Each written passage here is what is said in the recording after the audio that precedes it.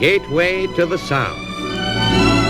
We enter Balham through the verdant grasslands of Battersea Park, and at once we are aware that here is a land of happy, contented people who go about their daily tasks in truly democratic spirit. This is busy High Street, focal point of the town's activities. Note the quaint old stores whose frontage is covered with hand-painted inscriptions, every one a rare example of native Balham art. Let us read some of them as our camera travels past. Cooking apples, choice eaters. A song to remember at the Tantamount Cinema. A suit to remember at Montague Moss. Motions conducted with decorum and taste. Fright tonight, bring your own paper. Rally Thursday, Berkeley Square. Viscountess Lewisham and Mrs. Gerald Blake. Up the ruling classes. This shows the manifold activities of Balham's thriving community.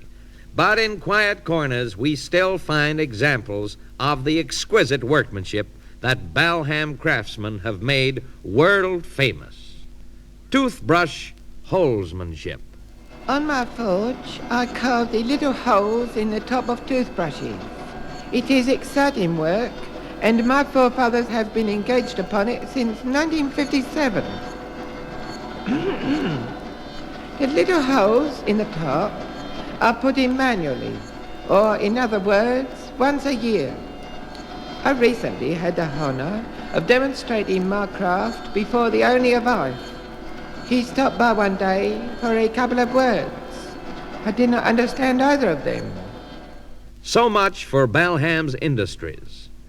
Now let us see a little more of the town. Here is the great park covering nearly half an acre.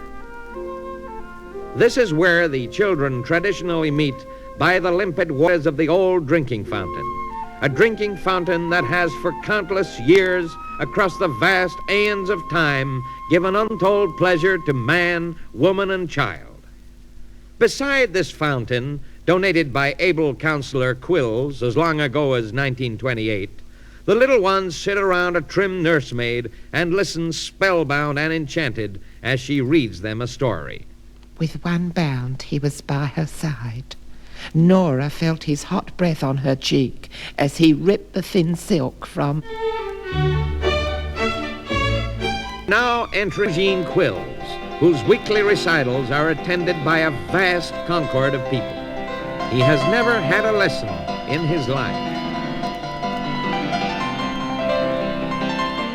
Such is the enthusiasm of Balham's music lovers that they are subscribing to a fund to send Eugene to Italy, or Vienna, or anywhere. Night falls on Balham. From Quill's Folly, Balham's famous beauty spot, which stands nearly 10 feet above sea level, the town is spread below us in a fairyland of glittering lights, changing all the time. Green, red, red and amber, and back to green. The nightlife is awakening. The El Morocco Tea Room.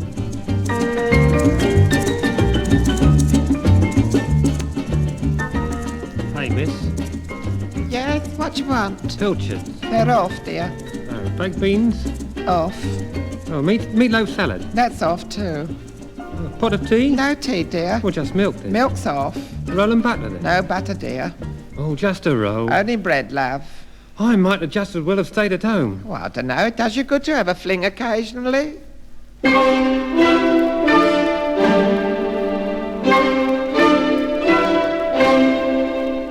And so the long night draws on. The last stragglers make their way home, and the lights go out one by one as dawn approaches and the bell of St. Quill's Parish Church tolls 10 o'clock.